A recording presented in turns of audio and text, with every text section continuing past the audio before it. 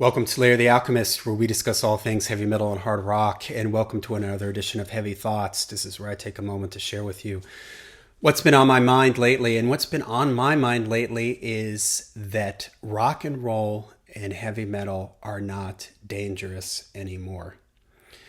And what I mean by that is that they have basically assimilated into the mainstream. And what has got me thinking about this was whenever I go into like Walmart or Kohl's or I'm at the mall or something and there's some kind of shop, you'll see like at Walmart, you can buy Aerosmith and Guns N' Roses and AC/DC shirts, and they've got beach blankets and koozies and things like that.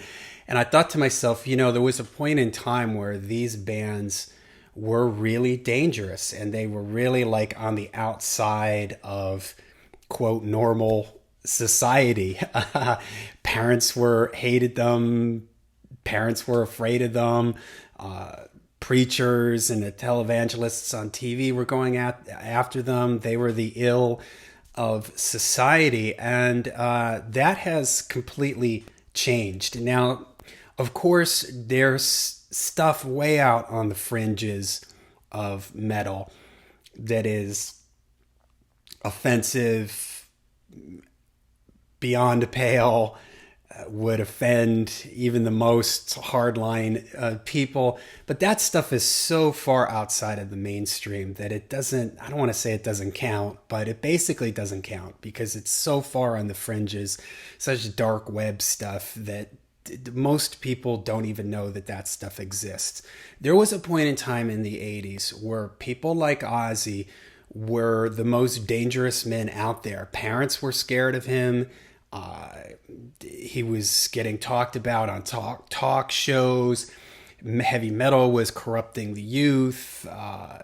It's bad for your kids. What is society coming to? I mean, it was a real thing, and a lot of these artists like Ozzy, I mentioned Ozzy and AC/DC, Kiss, they were scary. They were dangerous. Well, that's not the case anymore. And another thing that got me thinking of this was I saw somebody did a video and they had a little TikTok video from some, looked like she's like 18-year-old girl. And she's wearing a Sublime shirt. And she says, "Hey, everybody, I just want all my friends to know that the Sublime clothing company also puts out music and it's pretty good." So this girl didn't even realize that Sublime was a band. She thought it was a clothing brand, a clothing company. And I could almost see that with like Kiss or AC/DC or Guns N' Roses. The Misfits, that's a great example. Like I see that Misfits skull, Misfits like shirts all over. And you sometimes wonder yourself, do these people, are they a fan of the band, or do they even realize that that is a band and not a clothing brand? And this sort of opens up a whole nother argument about, people get all up in arms when they see a celebrity wearing a Slayer shirt or something like that. And I admit it's annoying because you think to yourself, they're probably not really fans. They're just wearing this as trying to make some sort of fashion statement.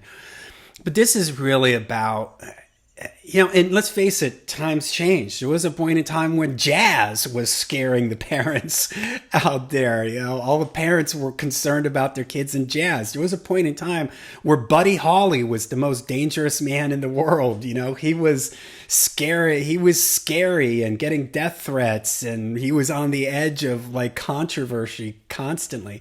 But things evolve. Elvis, I mean, you can just go through history and, there's always somebody who seems to be shocking and offending. And I think in the world of hard rock and heavy metal, that time has passed. It doesn't offend people anymore. And again, we're discounting all the crazy stuff on the fringes out there that, if you played that for your pastor or your grandmother or something, they'd probably be like, this is just awful. But again, it's so far outside of the mainstream that people just don't know about it.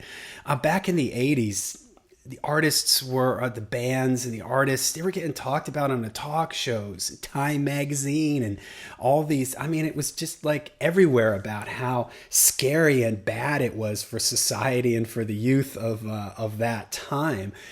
And really, the last person that I can think of within the hard rock metal universe to play this role would be Marilyn Manson. And I know, whatever you think about Marilyn Manson or whatever type of music you consider him to be, he's in a guitar-driven band that roughly falls under the category of rock/metal, whatever.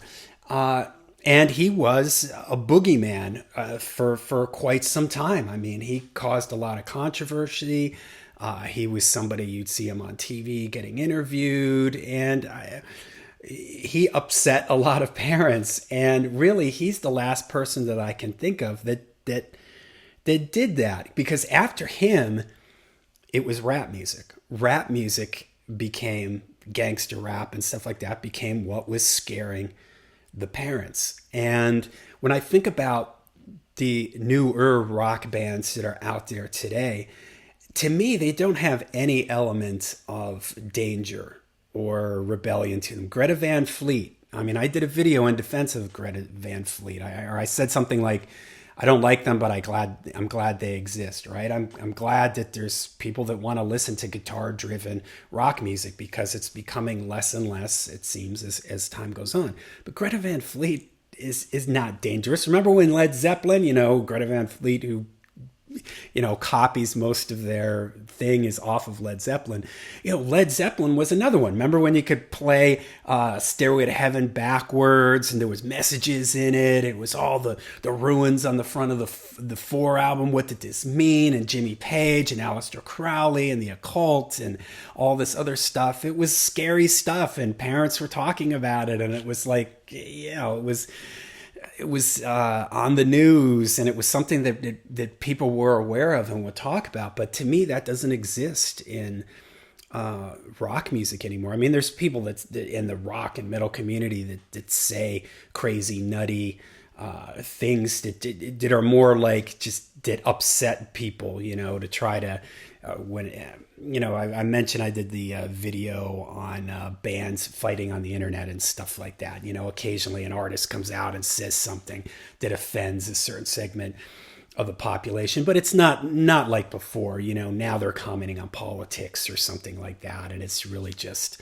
again, it's not like what it used to be. We're pretty much, none of the parents, they were all against rock and roll and metal in the 80s. And then again, if you go back, this is just the way it works. Every generation has their type of music that's supposed to upset your parents, and as time goes on with each generation, they find their own thing. And for me, that's an important element to youth and them and the music that they listen to. They have to feel some kind of ownership to their music. I mean, in 1985, Iron Maiden and Judas Priest and Black Sabbath and Ozzy and Dio, that belonged to my generation. I was 15. It was, my friends were listening to it. It was the music of the youth at that time. And I think every generation needs that. They need to have their own thing. I would say that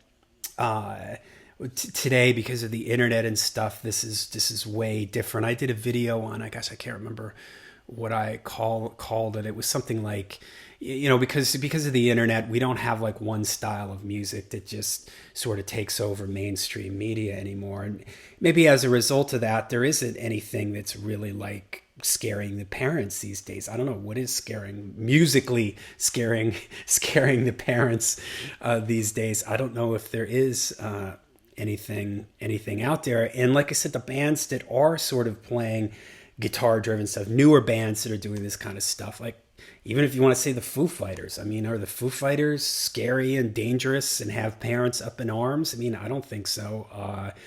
Blackstone Cherry, groups like that, are they?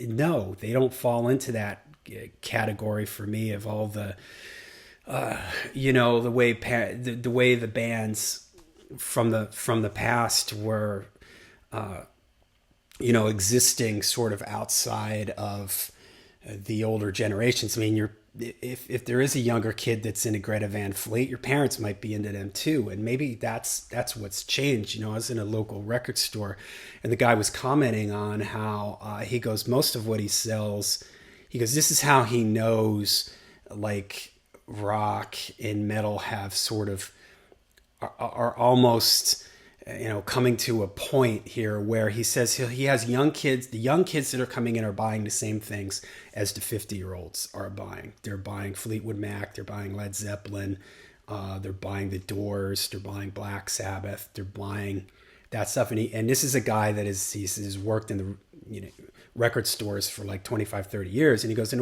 it wasn't like that. It used to be the kids came in, teenagers bought one type of music, people in their 30s bought another, people in their, they all had their own thing. But he goes, now it's sort of, they're all blurred across each other. So, all right. So there's my heavy thought. Is rock and roll still dangerous? I would say rock metal. I would say no, that it is past its time. And let's be honest. I mean, I don't need it to be dangerous anymore. I'm not a teenager. I'm not rebelling against my parents or raging against a machine or anything like that anymore. I'm way past that kind of stuff. So, but within the rock metal community, the mainstream stuff, is there anything that is like this anymore? Scary and dangerous, like the way Kiss scared parents back in the 70s, made parents worry at night what this stuff was doing to their kids. I just don't think that exists anymore. So let me know what you think. Let me know in the comments down below. Till we see you again, make sure you rock hard, hard free.